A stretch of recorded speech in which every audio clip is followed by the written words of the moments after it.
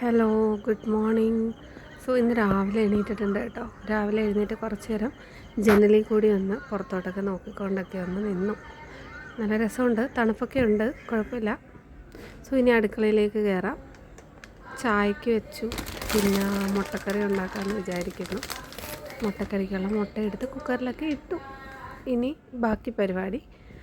ഇന്ന് നമ്മുടെ ലഞ്ച് പ്രിപ്പിന് വേണ്ടിയിട്ട് നമ്മൾ ചെയ്യുന്നത് ചീര തോരന കേട്ടോ. ചീര പകുതി എടുത്തിട്ടുള്ളൂ, തോരൻ ഉണ്ടായിരുന്നു, പകുതി എടുത്ത് ഫ്രിഡ്ജിൽ വെച്ചു. പിന്നെ കുഞ്ഞുങ്ങൾക്കുള്ള പാലും ഒക്കെ കൊണ്ടുവന്ന് കൊടുത്തു. അത് കഴിഞ്ഞിട്ട് ചപ്പാത്തി ആക്കാമെന്ന് വിചാരിക്കുന്നു. രാവിലത്തേക്ക് ചപ്പാത്തിയും മുട്ടക്കറി. ചീര തോരനായിട്ടുണ്ട് കേട്ടോ. അപ്പോൾ ഇന്ന് ചീരയ്ക്ക് അരച്ചിട്ടിടുന്നില്ല, തേങ്ങ മാത്രമേ ഇടുന്നുള്ളൂ.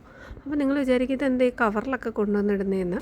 തേങ്ങ തിരിങ്ങിയിട്ട് നമ്മൾ കുറച്ച് കവറിലാക്കി ഫ്രിഡ്ജിലാക്കി വെക്കും കേട്ടോ. തിരിങ്ങിക്കൊണ്ട് വന്നിട്ട് അങ്ങനെയാണ് ചെയ്യുന്നത്. അത് രാവിലെ എടുത്ത് തണുപ്പ് പോകാനായിട്ട് വെക്കും. പിന്നെ ഇന്ന് നമ്മൾ പുളിശ്ശേരി വെക്കുന്നത് ഏത്തപ്പഴം ഇട്ടിട്ട് കേട്ടോ. ഇത് സൂപ്പർ സാധനമാണ്, നിങ്ങളൊന്ന് ട്രൈ ചെയ്ത് നോക്കണം. പിന്നെ മുട്ടക്കറിക്കുള്ള ഉള്ളിയൊക്കെ എടുത്ത് ഇപ്പുറത്തേക്ക് വെച്ചു, മുട്ടക്കറി. പിന്നെ അപ്പോഴത്തേനും ഈ നമ്മുടെ ഏത്തപ്പഴമൊക്കെ ഒന്ന് വഴണ്ട് വന്നിട്ടുണ്ട്. രണ്ടാം പാൽ ഒഴിച്ചിട്ട് അതൊന്ന് വേവിക്കാനായിട്ട് വെച്ചു. അതൊന്ന് വെന്ത് വന്നു കഴിഞ്ഞപ്പോഴത്തേനും നമ്മുടെ സാധാ പുളിശ്ശേരിക്കുള്ള അരപ്പ് ഇട്ടിട്ട് നമ്മൾ മോര് അടിച്ച് തേങ്ങാപ്പാലും ചേർത്ത് ഇതിനകത്തേക്ക് വെച്ചിട്ടുണ്ട് കേട്ടോ. ഈ സാധനം നിങ്ങളൊന്ന് ട്രൈ ചെയ്ത് നോക്കണം, ശരിക്കും നല്ലതാണ് കേട്ടോ. ഇത് സോമസാറിൻ്റെ മോളുടെ കല്യാണത്തിൻ്റെ അന്ന് അവിടെ പോയപ്പോൾ കഴിച്ചതാണ് കേട്ടോ. രാവിലെ അവരെ വീട്ടിൽ ചെന്നപ്പോൾ നല്ലതായിരുന്നു. അങ്ങനെ ഞാൻ ഇന്ന് ആദ്യമായിട്ട് ട്രൈ ചെയ്യുന്നത്, പക്ഷേ കൊള്ളാം, നല്ല ടേസ്റ്റാണ്. ഇനി നമുക്ക് മോരിനകത്തേക്ക് കടുകും കൂടി വറുത്തൊഴിക്കണം. കടുക് വറുത്തൊഴിക്കുമ്പോൾ നമ്മൾ നെയ്ക്കകത്താണ് കേട്ടോ വഴറ്റുന്നത്. അതിനകത്തൊരു ശകലം മുളക് പൊടിയും കൂടി ഇട്ടിട്ട് വറുത്തിട്ട് അതിനകത്തേക്ക് ഒഴിച്ചു കൊടുക്കും. ഇനി മോരൊക്കെ ചിലപ്പോൾ കാണുമ്പോൾ അതിൻ്റെ മേളിൽ ഇങ്ങനെ മുളക് പൊടിയുടെ കളറിൽ ഇങ്ങനെ കിടക്കുന്നതാണ്, ചുമപ്പ്. അപ്പോൾ എന്താണെന്ന് എനിക്കറിയില്ല. അപ്പം ഞാൻ ഇങ്ങനെ ആരോ എനിക്ക് പറഞ്ഞു തന്നെ, ആരോ അന്ന് മറന്നുപോയി.